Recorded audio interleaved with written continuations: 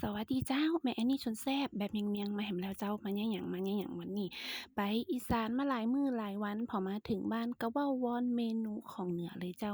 นั่นก็คือน้ำเงี้ยวนะจ๊ะเป็นว่าลืมคิงวันนี้ไปกินบ้านป้าน้อยเปิ้นก็บ่ขายเจ้าติดงานขาวดำเนาะแม่แอนก็ได้มาทำเองเจ้าและลูกสาวก็บอกว่าบ่กินหมูเน้อเจ้าทุกคนบ่ใส่หมูใส่แต่เลือดนะเจ้าแล้วน้ำพริกแม่แอนก็ตำเองเอาแบบง่ายๆนะเจ้าบ่ใส่ ถั่วเน่าแผ่นบ่ใส่หยังซักอย่างใส่แต่พริกแต่หอมกะปิผงนางฟ้ากาแม่ยายซูซุปก้อนต่ออันน่ะเจ้าอันดับแรกเฮาก็นี่เลยนะคะมาเจียวหอมก่อนหอมขาวหอมแดงเจียวลงไปเน้อเจ้าเป็นน้ำพริกที่ตำง่ายๆเจ้าไผก็ยะได้นะเจ้าพริกแห้งหอมขาวหอมแดงกะปิแค่นี้เองแล้วก็เอามาจ้าวแบบนี้เจ้าทุกคนแล้วแม่แอนก็จะเติมอ่า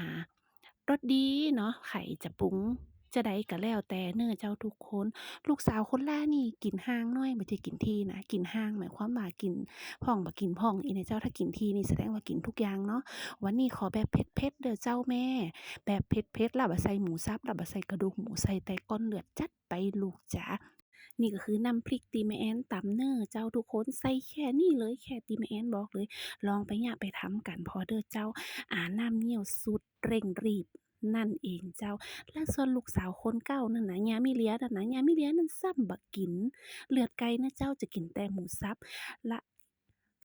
แหมอย่างกระดูกหมูกระดูกอิหยังก็บ่กินเจ้าแม่นก็จะคั่วพริกกับดอกเหนี่ยวที่เฮาแจ่ไว้ลงไปแบบนี้เลยเจ้าคั่วไปให้มันหอมเสร็จเรียบร้อยแล้วแม่แอนก็จะเติมน้ำเจ้าพอเติมน้ำเสร็จนะเจ้าสักครู่แม่แอนก็จะมาปรุงรสนะเจ้าวันนี้แม่แอนก็จะใส่ซุปก้อน1ก้อนเน้อเจ้าทุกคนพอสีสันไม่ต่างกับน้ำพริกที่เราซื้อเลยเน้อเจ้าเนี่ยซุปก้อนซีอิ๊วขาวนะเจ้าผงนางฟ้ากาแม่ยายซูเจ้า ไผชอบนักกะใส่นักเน้อเจ้าทุกคน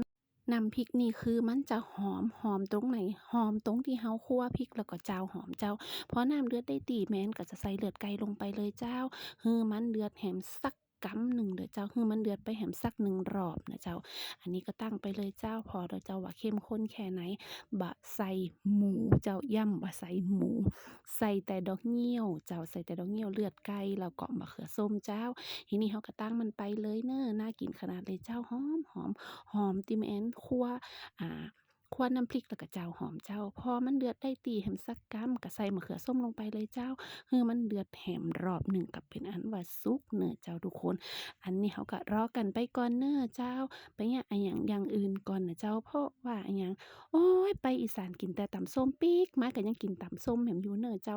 ร่างกายก็เลยต้องการน้ำเงี้ยวนะเจ้าอันนี้ค่ะเสร็จเรียบร้อยแล้วปิดแก๊สได้เจ้าแล้วก็อุ้ยหอมป้อมลงไปเลยเจ้าเห็นก็ว่าสีสันบ่ต่างจากน้ำเงี้ยวที่เฮาไปซื้อเลยเจ้าเป็นน้ำพริกที่แม่แอนตำเองง่ายๆเลยเจ้าลองพอเน้อเจ้าทุกคนมันจะแบบว่าหอมแบบเมียงๆมันมีหันอย่างเน้อเจ้าเลือดเลือดน้ำเลือดไก่นั่นเลือดหมูก็บ่ใส่เน้อเจ้าใส่แบบนี้เลยเจ้าอร่อย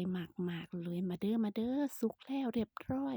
มาเลยเจ้ามาตักน้ำเหนียวกินด้วยกันโอ้โฮหอมซอดๆเลยเจ้านี่ลูกหล้ามักแบบนี้เจ้าแม่แอนก็มักโดยส่วนตัวแล้วก็บ่ได้มักบ่ได้มักหมูมักจีนมักแสวเท่าใดนะเจ้าจะใส่แต่เลือดไก่แล้วก็นี่เลยค่ะมะเขือส้มแล้วก็ดอกเหยี่ยวของเฮาเสร็จเรียบร้อยแล้วเจ้ามากินด้วยกันเด้อมาเหมาะขนาดเผ็ดเจ้าเผ็ดเหมาะขนาดเจ้าถึงใจมากๆเลยค่ะมาเด้อเจ้า